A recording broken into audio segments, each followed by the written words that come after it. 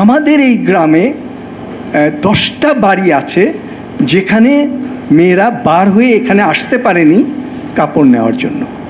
নতুন করে যারা দরিদ্র হয়েছে অথবা নতুন করে দরিদ্র হওয়ার যারা ঝুঁকির মধ্যে আছে তাদের জন্য কিন্তু বাজেটে সেরকম কোনো কথাবার্তা নেই। সামনের যে সরকারটা আসবে নতুন একটা নির্বাচনের মাধ্যমে সেই তারা যেন একটা চাপের মধ্যে থাকে। আমার টিচার আনিসুর রহমানকে কোট করে বলেছিলাম, স্বাধীনতার পর আপনারা জানেন ৭৪-এর দুর্ভিক্ষের সময় ভীষণ হাহাকার, কোনো খাদ্য নাই কোথাও, এবং মানুষের বস্ত্রও নাই, কাপড়েরও সংকট। তখন আনিসুর রহমান ওই যেটা সেলিম রায়হান বলল যে আমাদের প্রথম সামাজিক নিরাপত্তা কর্মসূচি স্টার্ট হয়েছে রিলিফ বিতরণের মাধ্যমে। তখন আনিসুর রহমান নৌকায় করে কাপড় নিয়ে এটা বিতরণ করার জন্য যারা সবচেয়ে দরিদ্র। তখন তার মনের মধ্যে একটা সমস্যা হলো, কাকে দিব, কতটুকু দিব। প্রথমেই তিনি বললেন যে আমার কাছে তো মাত্র আছে 10টা শাড়ি, আর লোক হচ্ছে 1 কোটি, তা আমি কেমনে দিব 1 কোটি লোককে এই 10টা শাড়ি? What's the problem? এখন কীভাবে এটা সলভ করব? তো উনি যেই পদ্ধতিটা করেছিলেন তখন আমি সেই পদ্ধতিটাই আমার ওই রিভিউ রিপোর্টে লিখে দিয়েছিলাম। পদ্ধতিটা হলো এরকম যে একটা দ্বীপে গিয়ে উনি নৌকা ভিড়িয়েছেন, অসংখ্য লোক হাত বাড়িয়ে দিয়েছে, সবাই বলছে এই যে রিলিফ এসেছে, সবাই বলছে আমাকে দাও। তা আনিসুর রহমান তো তাজ্জব, কাকে দিবে? তখন আনিসুর রহমান অনেক চিন্তা করে বললেন যে আমার কাছে আছে 10টা শাড়ি, আপনাদের এখানে শত শত লোক এটা চাচ্ছেন, সবাইকে আমার পক্ষে দেওয়া সম্ভব না, আমি যেই 10 জনকে দিতে চাই সেটা আপনারা ঠিক করে দেন। এবং আনিসুর রহমান লিখেছে তার বইয়ে এবং আমাদের ক্লাসে আমাকে শিখিয়েছে যে যখন তিনি এটা ওদের উপর দায়িত্বটা দিয়ে দিলেন তখন ওই ঊর্ধ্বে তোলা হাতগুলো নিচে নেমে গেল এবং তারা নিজেদের সঙ্গে আলাপ আলোচনা শুরু করে তাদের মধ্যেই কেউ বলল যে আমাকে দিয়েন না, কারণ আমার তো তবু কাপড়ে বস্ত্র আছে। আমাদের এই গ্রামে 10টা বাড়ি আছে যেখানে মেয়েরা বার হয়ে এখানে আসতে পারেনি কাপড় নেওয়ার জন্য, তাদেরকে দেন। এইটা থেকে একটা শিক্ষা বেরিয়ে আসে, সেটা হলো, এটা অবশ্য রবীন্দ্রনাথের শিক্ষা, মানুষে কখনো বিশ্বাস হারাইও না, মানুষকে কখনো অবিশ্বাস করো না। আমি যে এতক্ষণ ধরে যে বিভিন্ন প্রশ্নগুলো শুনছিলাম, মতামত শুনছিলাম, আমার কাছে মনে হয় ঘুরে ফিরে ওই দুটো দিকেই এসছে।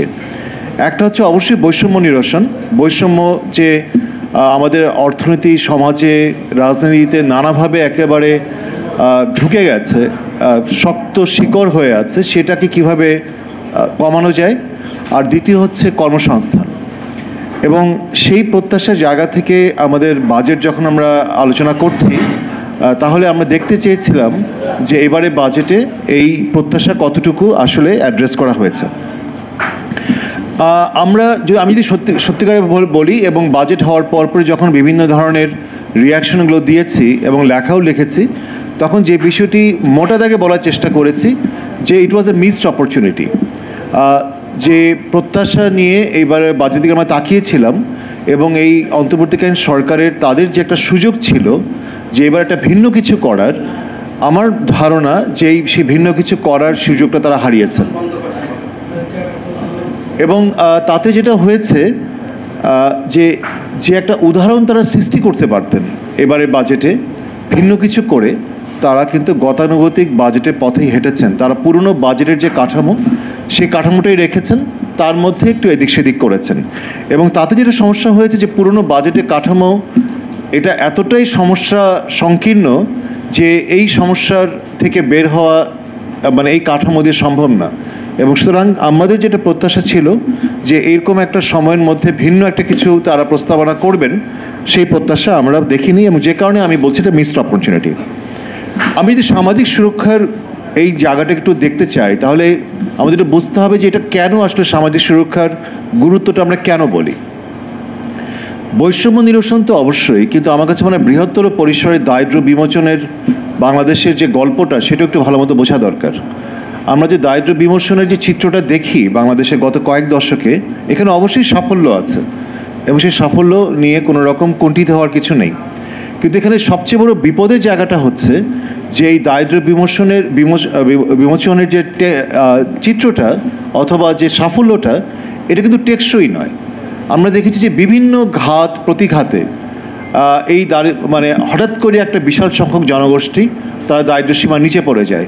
কোভিডের সময় আমরা দেখেছি, কোভিডের পরবর্তী যে আমরা মূল্যস্ফীতির যে একটা দীর্ঘ সময় আমরা দেখছি, প্রায় 2.5-3 বছরের মতো একটা পরিস্থিতি, সেখানেও কিন্তু একটা বড় ধরনের একটা আশঙ্কা আছে।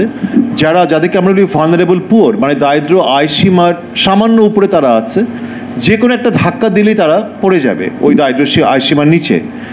তাদেরকে নিয়ে আসলে কি চিন্তা ভাবনা, এবং আমি দেখেছি এই প্রবন্ধের মধ্যে কিন্তু ওই বিষয়টা খুব সুস্পষ্টভাবে বলা হয়েছে যে নতুন করে যারা দরিদ্র হয়েছে অথবা নতুন করে দরিদ্র হওয়ার যারা ঝুঁকির মধ্যে আছে, তাদের জন্য কিন্তু বাজেটে সেরকম কোনো কথাবার্তা নেই। সুতরাং আমাদের যে দারিদ্র্যকে টেকসই করার জন্য এবং দারিদ্র্যের যে বিভিন্ন পকেট আছে, মানে একদিকে আমরা দেখেছি প্রবৃদ্ধের একটা গল্প, কিন্তু আরেকদিকে দেখেছি আমরা দারিদ্র্য বিমোচনের ক্ষেত্রে খুবই একটা স্বল্প অথবা ধীর গতি, এবং তার থেকে বড় জিনিসটা যেটা আমি একটু আগে বললাম সেটা হচ্ছে একটা টেকসই দারিদ্র্য বিমোচনের একটা চিত্র আমরা সেভাবে এস্টাবলিশ করতে পারিনি। পাশাপাশি আমরা যখন সামাজিক সুরক্ষার কথা বলছি, আমি এটাও বলবো যে আমাদের আরও দুটো খাত আছে, যেই দুটো খাত খুবই অবহেলিত। সেটা হচ্ছে স্বাস্থ্য এবং শিক্ষা খাত। ডিজিটাল, যেটাকে বলে ডিপিআই, ডিজিটাল পাবলিক ইনফ্রাস্ট্রাকচার ব্যাপকভাবে ব্যবহার হচ্ছে। আমরা এখানে অনেকটা পিছিয়ে আছি, এবং পিছিয়ে আছি শুধু এটাই না যে আমাদের যে কিছু কিছু ভালো উদ্যোগ আমরা দেখি কিছু দূর আগায়, তারপরে আর আগায় না, এবং সেটা একদম হারিয়ে যায়।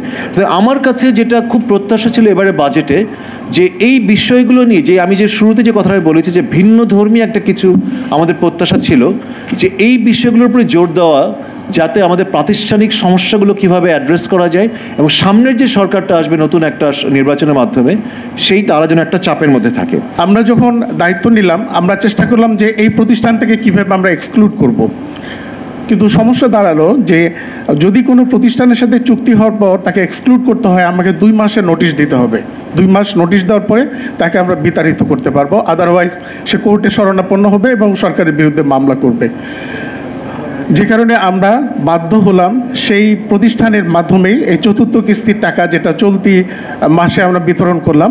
তবে আমরা যেটা এনশিওর করেছি, এই প্রতিষ্ঠানকে ভয়ভীতি দেখিয়ে এই প্রতিষ্ঠানের বিরুদ্ধে আমরা দুদকে মামলা করে অভিযোগ এনে যাতে তাদের এই এজেন্টগুলো এই কার্যক্রম করতে না পারে, যতটা মানুষের হাতে পৌঁছাতে পারি সেই কার্যক্রম আমরা গ্রহণ করেছি। আপনারা লক্ষ্য করবেন যে এবার ভাতা বিতরণের ক্ষেত্রে অভিযোগ অনেক কম আসছে। এটা সরকারি প্রচেষ্টা, সরকারি উদ্যোগের কারণেই এটা সম্ভব হয়েছে।